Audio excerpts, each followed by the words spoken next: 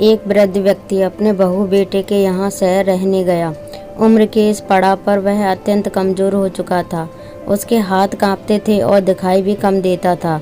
वो एक छोटे से घर में रहते थे। पूरा परिवार और उसका 4 वर्षीय पोता एक साथ डिनर टेबल पर खाना खाते थे, लेकिन वृद्ध होने के कारण उस व्यक्ति को खाने में बड़ी दिक्कत होती थी।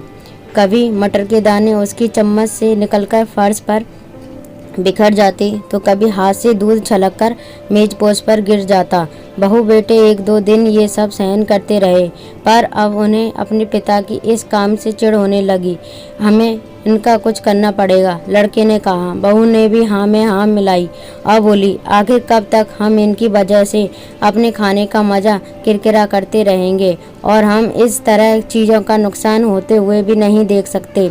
अगले दिन जब खाने का वक्त हुआ तो बेटे ने एक पुरानी मेज़ को कमरे के कोने में लगा दिया। अब बूढ़े पिता को वहीं अकेले बैठकर अपना भोजन करना था। यहाँ तक कि उनके खाने के बर्तनों की जगह एक लकड़ी का कटोरा दे दिया गया था, ताकि अब और बर्तन ना टूट फूट सकें।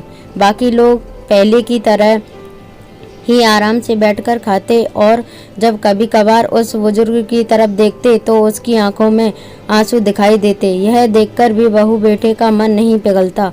वो उनकी छोटी से छोटी गलती पर ढेरों बातें सुना देते। वहाँ बैठकर बालक भी यह सब बड़े ध्यान से देखता रहता और अपने में मस्त रहता। एक रात खाने से पहले उस छोटे बालक को उसके माता पिता ने जमीन पर बैठकर कुछ करते हुए देखा।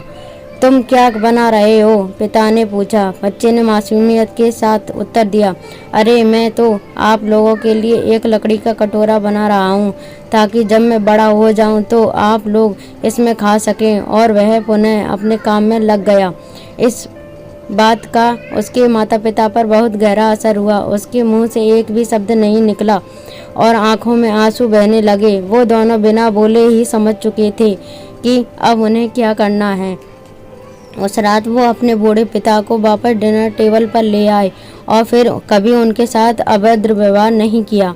दोस्तों, हम अक्सर अपने बच्चों को नैतिक शिक्षा या मॉरल वैल्यूज़ देने की बात करते हैं, पर हम ये भूल जाते हैं कि असल शिक्षा शब्दों में नहीं, हमारे कर्मों में छुपी होती है। अगर हम बच्चों को बस ये उपदेश देते रहे कि बड़ों का आदर करो, सबका सम्मान करो और खुद इसके उलट व्यवहार करें, तो बच्चा भी ऐसा ही करना सीखता है। इसलिए कभी भी अपने पेरेंट्स के साथ ऐसा व्यवहार ना करें कि कल को आपकी संतान भी आपके लिए लकड़ी का कटोरा तैयार करने लगे। हेलो फ्रेंड्स, अगर आपको ये स्टोरी अच्छी लगी हो तो इसे लाइक करें, शेयर करें और सब्सक्राइब करना ना भूलें। Thank you.